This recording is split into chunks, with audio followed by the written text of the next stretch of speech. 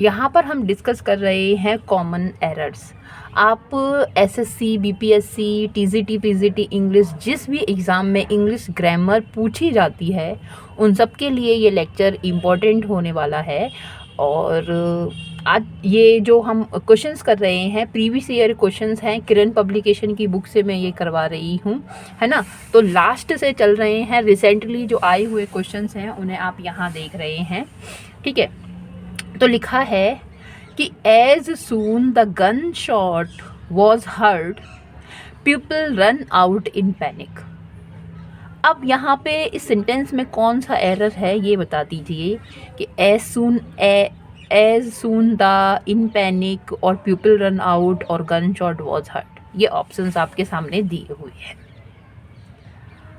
तो यहाँ पर आप देखिएगा कि एक कंजंक्शन है और उस कंजंक्शन का नाम है एज सून एज।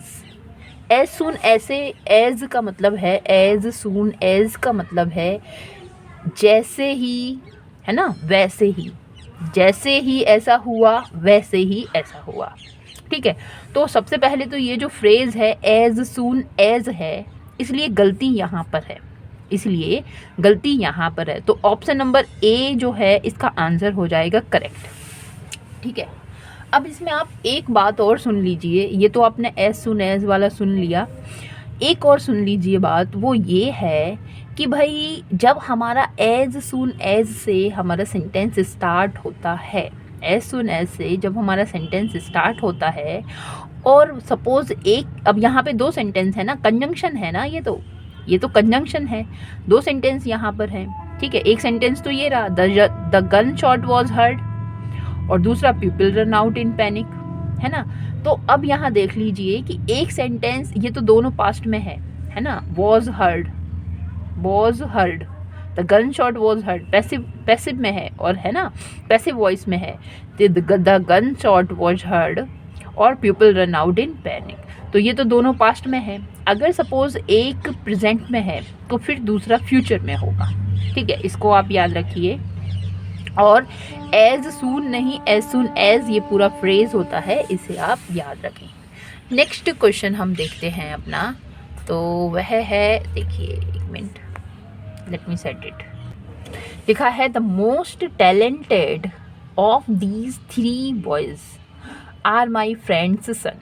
तो ये बड़ा ही कॉमन सा क्वेश्चन है जो कि हर एक एग्ज़ाम में पूछा जाता है, चाहे फिर आप एसएससी के एमटीएस की ही तैयारी क्यों नहीं कर रहे हैं, या फिर सीजीएल का टियर 1 या टियर 2 है, या फिर बीपीएससी या कोई भी एग्ज़ाम है।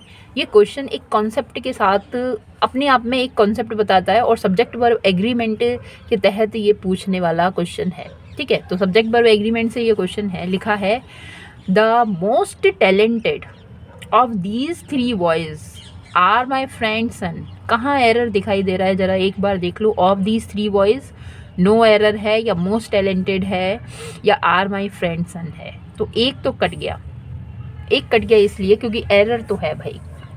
अब एरर है तो कहाँ है, लिखा है दीज 3 बॉयज आर, तो बॉयज प्लूरल हो गया भाई, लो 3 बॉयज़ हो गया प्लूरल, तो आर आया है। सब्जेक्ट हमने देख लिया, सब्जेक्ट प्लूरल है, तो वर्ब भी प्लूरल आई है, तो ये तो सही है ना, है ना। और फिर कहाँ पर एरर है, नहीं ये सही नहीं है। ज़रा देखो, ज़रा ध्यान से इस सेंटेंस को आप देखिए और जज करने का काम कीजिए। क्या लिखा है, the most talented, the most talented, वो जो बहुत मोस्ट टैलेंटेड है, यहाँ पर जो टैलेंटेड है ये नाउन का काम कर रहा है और मोस्ट एडजेक्टिव और ये आर्टिकल का काम कर रहा है। अब ऑफ क्या है, ऑफ प्रपोजिशन है, और हमेशा याद रखिए कि प्रपोजिशन के बाद सब्जेक्ट नहीं आते, ऑब्जेक्ट आते हैं। प्रपोजिशन के बाद सब्जेक्ट नहीं आते, ऑब्जेक्ट आते हैं। और जो वर्ब लेने का काम करता है ना, ऑब्जेक्ट नहीं करता, वर्ब लेने का काम ऑब्जेक्ट नहीं करता, इसलिए इस बॉयज़ के अकॉर्डिंग यहाँ पे वर्ब नहीं आनी चाहिए। वर्ब किसके अकॉर्डिंग आनी चाहिए, इस सब्जेक्ट के अकॉर्डिंग आनी चाहिए, है ना। तो द मोस्ट टैलेंटेड, अब यहाँ पे हमें नहीं पता कि भाई टैलेंटेड एक है या 2 है ना। द मोस्ट टैलेंटेड आर नहीं आएगा, is my friend's son, is my friend son. तो एक बात हमने इस क्वेश्चन से याद रखेंगे कि जब ये ऑफ वाला क्वेश्चन है, जब ऑफ वाला क्वेश्चन है, जैसे कि वन ऑफ द गर्ल, मैंने बहुत सारी लड़कियां हैं, मैंने कहा one of the girl, one of the जी, अब इसको पहली बार तो प्लूरल बनाना है मुझे, वन ऑफ द गर्ल्स, क्योंकि गर्ल्स में से एक की बात कर रही हूँ, तो आर नहीं आएगा कि one of the girls are my friend, no, I am talking about one, तो one is my friend, one of the girl is my friend, उन लड़कियों में से एक मेरी मित्र है ना, तो एक के लिए तो इज़ आएगा ना, तो उसी वाले कॉन्टेक्स्ट पर ये है। तो ऑफ वाला आप नियम याद रखें, प्रपोजिशन के बाद ऑब्जेक्ट आता है, इसको याद रखें, ऑब्जेक्ट अपना वर्ब नहीं लेता, इसको भी याद रखें, वर्ब आती है सब्जेक्ट के अकॉर्डिंग, जो आपने पढ़ा है सब्जेक्ट वर्ब एग्रीमेंट, ठीक है। तो कहाँ गलती हो गई, तो जहाँ पर भी आर है जिस ऑप्शन में वहीं गलती है, तो ऑफ दीज थ्री यहाँ नहीं लगाएंगे, मोस्ट टैलेंटेड आर, ये गलत है, आर गलत है, तो हमारा ऑप्शन 4 यहाँ पे हो जाएगा ये करेक्ट। होप करती हूँ समझ में आ रहा होगा, तो लाइक भी कर रहे हैं आप इसे। चलिए क्वेश्चन हमारा है कि this story is quite interesting but I have read much interesting stories than this, ठीक है। अब यहाँ पे जो ऑप्शंस हैं, तो ऑप्शन है कि एक तो ये है यहाँ से यहाँ तक कि much interesting stories than this, दूसरा ऑप्शन है नो एरर, तीसरा ऑप्शन है बट आई हैव रेड, और फिर चौथा ऑप्शन है this story is quite interesting. तो मैंने यहाँ पे इसको 4 भागों में विभाजित कर दिया, बताइए कौन सा सही गलत है, कहाँ पर एरर छुपा हुआ है, ठीक है। ध्यान से देखिए, और जब आप बड़े ध्यान से इस क्वेश्चन को देखेंगे तो एक चीज़ आपको दिखाई दे रही है, यहाँ पे सेंटेंस आपका जो है ना कंपैरेटिव है, एडजेक्टिव से ये क्वेश्चन आया है, कंपैरेटिव सेंटेंस आपको दिखाई दे रहा है, यहाँ पे आपको देन दिखाई दे रहा है, ठीक है। This story is quite interesting, this story is quite interesting, ये स्टोरी बड़ी अच्छी है ना, बड़ी दिलचस्प है।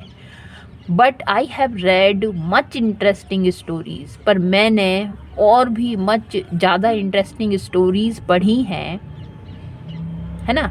चलो ठीक है, ये इसने एक और बट करके कंजंक्शन लगा के एक सेंटेंस यहाँ से जोड़ दिया है, मैं इसको कट कर रही हूँ, ठीक है। इस सेंटेंस में मान लो ये है ही नहीं, ये मान लो, क्योंकि ये देखो कॉमा करके इसको सेपरेट किया हुआ है। तो this story is quite interesting then this, इतना पढ़ो आप, this story is quite interesting then this. कुछ समझ में आ रहा है?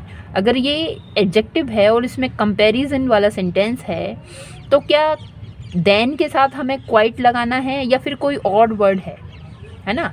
जैसे कि दिस बॉय इज़ मोर